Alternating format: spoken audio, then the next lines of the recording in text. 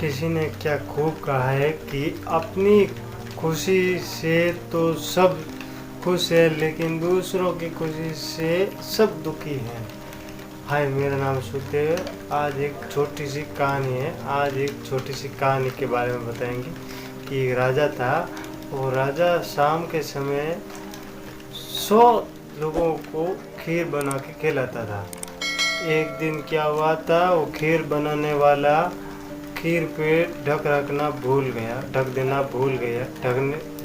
भूल गया।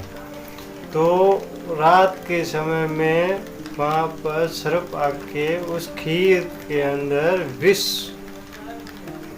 छोड़ दिया। तो दूसरे दिन वो खीर लोगों को खिलाई तो 100 लोग खत्म हो गए। तो राजा दुखी हो गया। तो राजा ने सारा पाट वगैरह सब अपना महल वगैरह सब छोड़ छाड़ के, मोह माया से छोड़ छाड़ के दूर निकल गए, भगवान की तरफ निकल गए। मतलब दूसरे देश चले गए।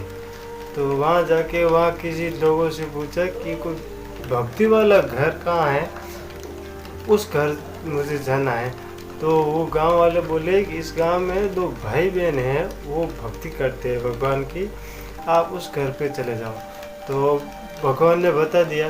तो वो उधर चला गया और जाके फिर उनको वहाँ बताया। तो उन्होंने रात को तो खाना पानी दिया उनको, और रात को सोने के लिए दे दिया, बिस्तर वगैरह दे दिया सोने के लिए।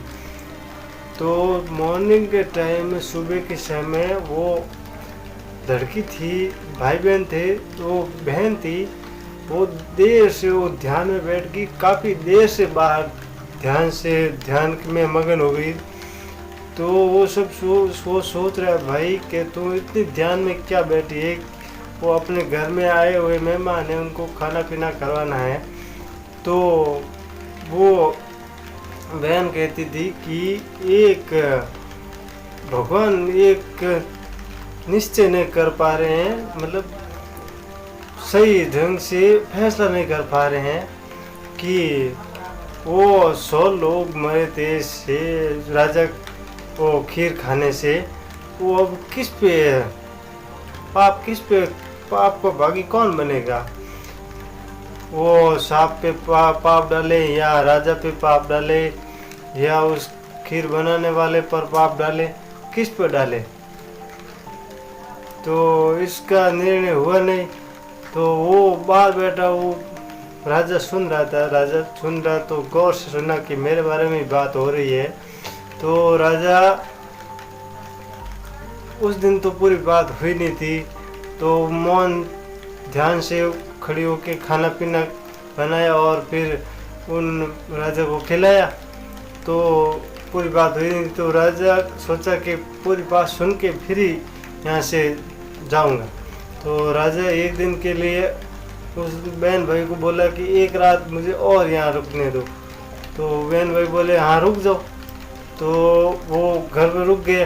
तो बाहर चौकी पे कोई, मतलब रोड के किनारे पेड़ के नीचे काफ़ी लोग बैठे थे। वो सोच रहे हैं कि वो बड़ी लड़की घर में है और ये इस आदमी की नीयत खराब होगी। तो वो तभी तो वो उस घर में बुरी नज़र डाल रहा है। ऐसी वो लोग 4-5 जने बैठे, वो बातें कर रहे थे। तो भगवान को तो निश्चय हो गया है, तो डाल रहे थे। तो दूसरे दिन वो फिर उससे वही टाइम हो गया, सुबह का टाइम हो गया। वो माँ अपने ध्यान में बैठ गई। ध्यान में वो निर्णय करने लगी। तो भगवान से और काफ़ी बड़े बड़े विद्वान बैठे थे तो निश्चय करने में। तो उसमें भगवान ने कहा कि न तो सांप पर पाप का भागी है, न सांप पाप का भागी है, और न ही वो राजा भागी है, और न ही पाप का वो खीर बनाने वाला भागी है। भागी तो वो है जो चौराहे के चौकी पर बैठे हुए किसी एक दूसरे की बुराई करते हैं। अपनी तो खुद में झांक के देखते नहीं और दूसरों की बुराई करते रहते कि वो ऐसा है, वो ऐसा है, इसकी बात इसको कहना, इसकी बात इसको कहना। वो बुराई करते हैं, लड़ने का काम करते हैं, तो पाप का भागी वो हुए। तो आप तो इस कहानी का सारांश यही है कि आप किसी का बुरा मत सोचो, आप सबका अच्छा सोचोगे तो आपका अच्छा होगा। तो ऐसी कहानियाँ आपको इस चैनल पर मिलती रहेगी। तो मैं हर बार की तरह कहता हूँ कि कर दिखाओ कुछ ऐसा कि दुनिया करना चाहिए आपके जैसा। ऐसी मोटिवेशनल स्टोरी सुनिए, आपको अच्छी लगी है तो चैनल को सब्सक्राइब कर देना, बेल आइकन प्रेस कर देना। तब तक के लिए जय हिंद।